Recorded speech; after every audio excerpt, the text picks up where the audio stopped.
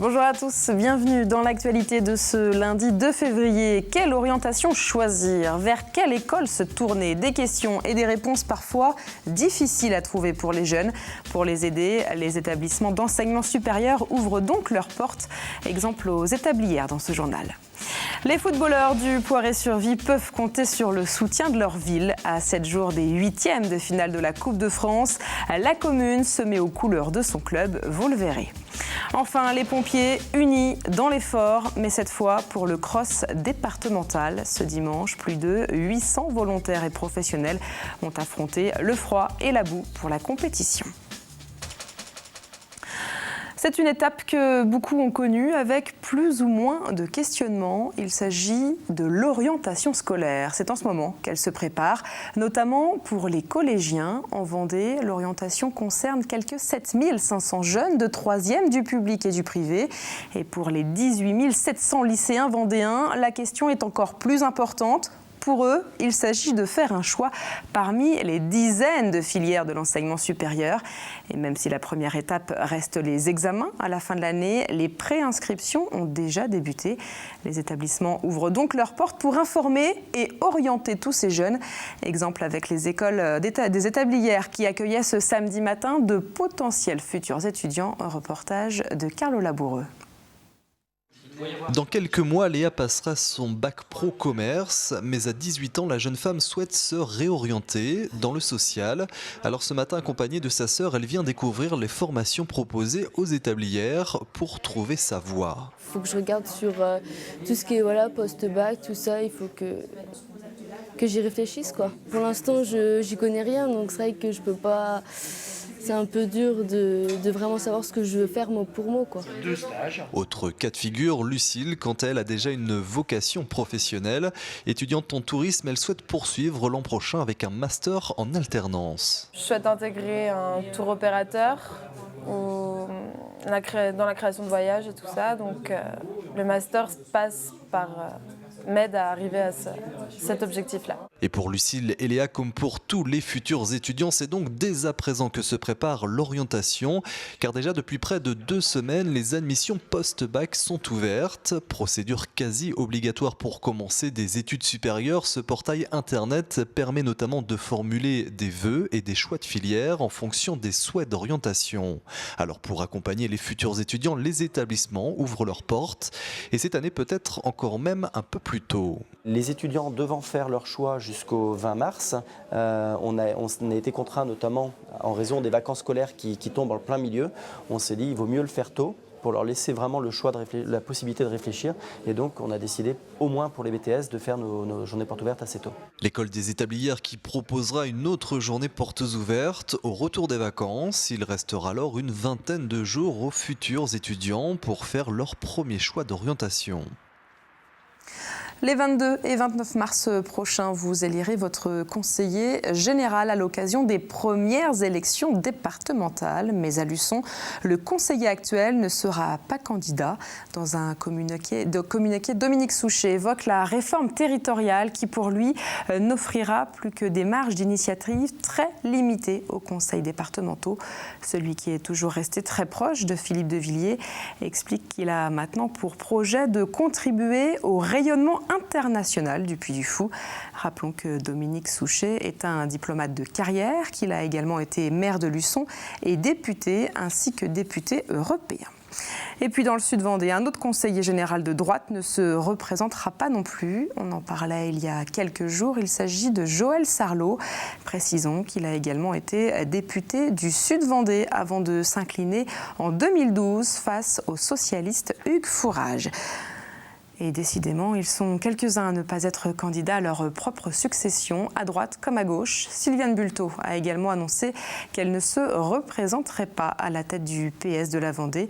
Elle quittera donc son poste en juin prochain, à l'issue du congrès du Parti socialiste. Précisons que Sylviane Bulteau est première fédérale depuis 2008. L'impardonnable est-il pardonnable. Après les drames de ce début d'année, cette question est évidemment d'actualité. Mais ce sera également le thème du colloque proposé à l'ICES, l'Institut catholique d'études supérieures. Ce grand rendez-vous prévu jeudi et vendredi prochain a été présenté il y a quelques jours. Vous le voyez sur ces images. Ce colloque viendra clore les commémorations du 220e anniversaire du soulèvement vendéen durant la Révolution. De nombreuses personnalités seront d'ailleurs présentes durant les différentes tables rondes. Le grand rabbin de France, le présentateur de l'émission Islam sur France 2, mais également des journalistes, des experts, des écrivains. Et au-delà du pardon accordé par les Vendéens en 1793, c'est plus largement tous les conflits qui seront abordés, comme nous l'explique le président de l'ICES. De nombreux peuples se sont déchirés, ici en France, avec cet exemple vendéen, mais aussi dans beaucoup d'autres régions de la planète, en Afrique du Sud, au Rwanda, en Argentine, au Cambodge, au Liban, aux États-Unis avec la guerre de sécession. Et la question est de savoir, d'un point de vue scientifique, comment des peuples qui ont connu des fractures aussi graves peuvent arriver à sortir de cette ornière. Et il y a probablement des façons différentes de faire. Il est toujours très attendu, mais cette année, il n'y a pas de surprise. Le palmarès du guide Michelin vient de sortir et en Vendée, les restaurants étoilés gardent leur étoile.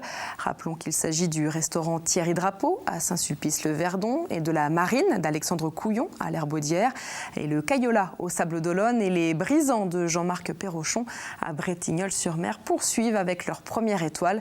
Et le guide Michelin décerne également des bibes gourmands. Il s'agit de récompenser les bonnes petites tables. En Vendée, ils sont 11 établissements. L'apprentissage est à l'honneur. Ce week-end, les meilleurs apprentis de France ont participé aux Olympiades des métiers à Strasbourg. Et après 3 jours de compétition, 2 Vendéens ont obtenu l'argent dans le secteur du BTP en miroiterie. Il s'agit d'Adrien Sirot de Mouilleron-en-Parais. Et dans le secteur de l'industrie en tournage, c'est François Rouillet de Mareuil-sur-Lay qui est donc monté sur la 2e marche du podium. Et ces 2 jeunes intégreront peut-être l'équipe de France pour la finale mondiale au Brésil en août prochain. Avant ça, ils vont suivre des séances de préparation professionnelle et mentale. Dans une semaine, le Poiré-sur-Vie jouera sur ses terres les 8e de finale de la Coupe de France de foot face à Auxerre. Ce sera une première dans l'histoire du club. Et autant dire que les joueurs pourront compter sur le soutien de nombreux supporters, à commencer par la ville. Vous allez le voir. Reportage de Pierre Dalicieux dans les rues de la commune. Ce matin, les équipes municipales s'activent. C'est aux couleurs de son équipe que le Poiré-sur-Vie s'habille pour une semaine. Et les employés municipaux s'y attellent, non sans une certaine joie. On suit un peu l'équipe, donc forcément, c'est un plaisir pour nous de mettre les maillots en place. Vous êtes fiers un peu ? Un petit peu quand même. Je pense que c'est que du bénéfique pour la commune et puis pour le club, je pense que c'est un plaisir pour eux aussi. Mardi 10 février, c'est donc Auxerre qui viendra jouer contre le Poiré-sur-Vie. Un grand moment pour les Genoux qui se retrouvent pour la première fois en 8e de finale. Pour la mairie, il fallait marquer le coup.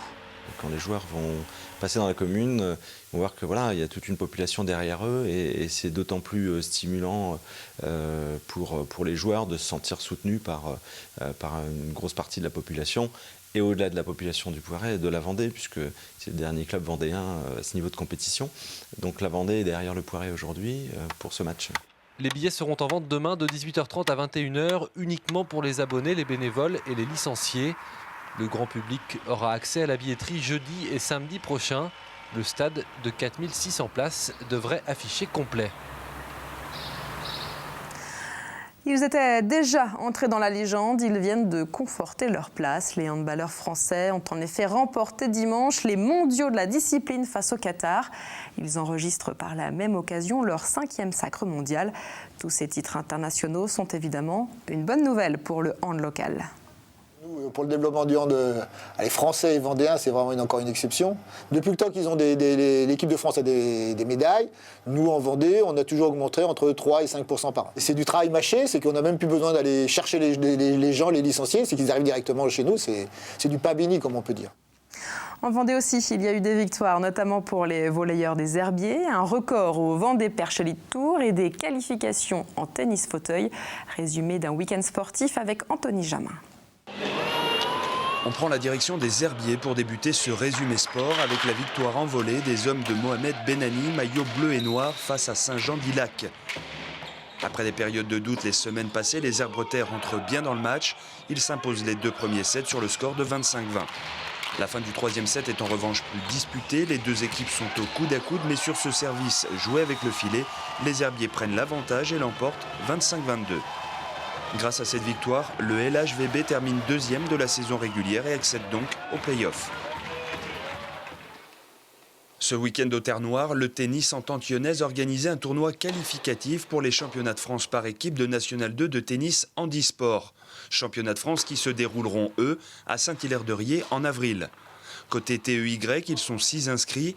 À l'image, Jean-Pierre Gautron et Vincent Pogu.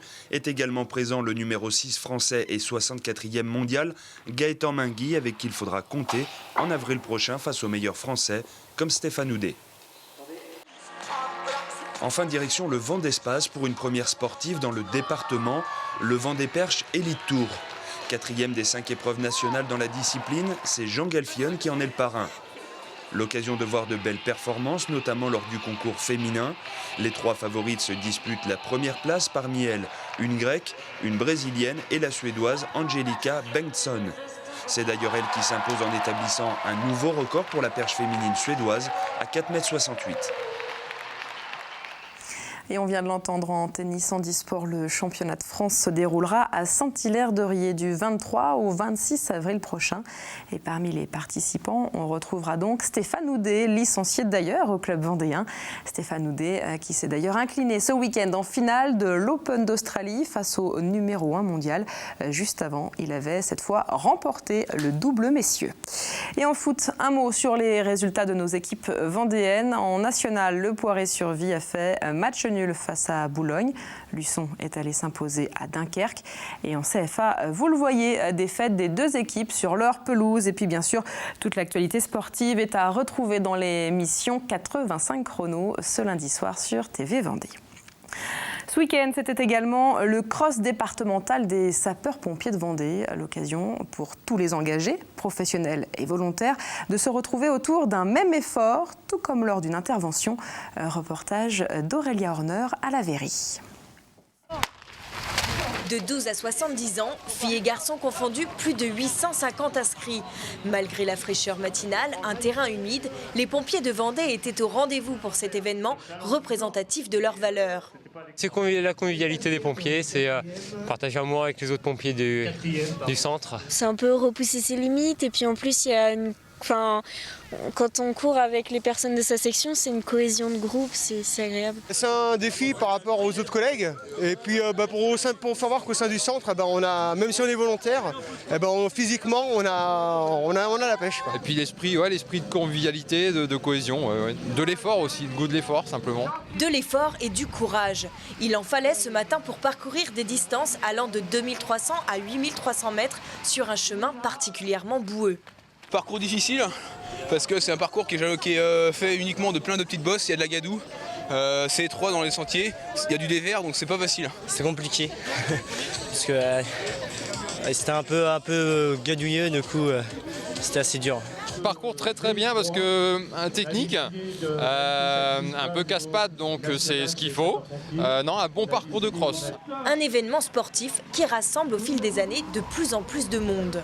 Il y a 30 ans, presque jour pour jour, on était à La Vairie avec 432 concurrents. Cette année, nous sommes à La Vairie 30 ans après avec 859 concurrents.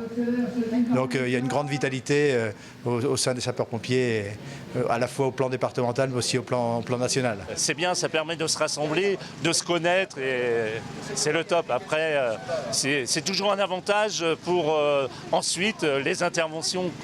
Prochain rendez-vous pour les pompiers les 13 et 14 mars prochains à Épinal, où tous les gagnants des épreuves départementales s'affronteront au championnat de France des sapeurs-pompiers.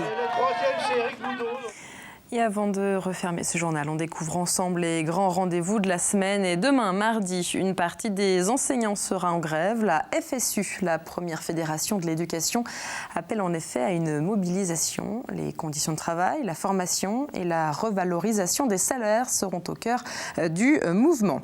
Mercredi, ce sera la journée mondiale de lutte contre le cancer. Un peu partout, des actions sensibiliseront le grand public au dépistage. Jeudi, nouveau mouvement de grève. Cette fois, ce sont les médecins généralistes qui sont à nouveau appelés à fermer leur cabinet. Et ce 5 février, les 10 écoles de La Roche-sur-Yon seront également mobilisées. Elles se battent depuis novembre pour réintégrer la zone d'éducation prioritaire. Vendredi, bonne nouvelle pour les écoliers, c'est le début des vacances de février.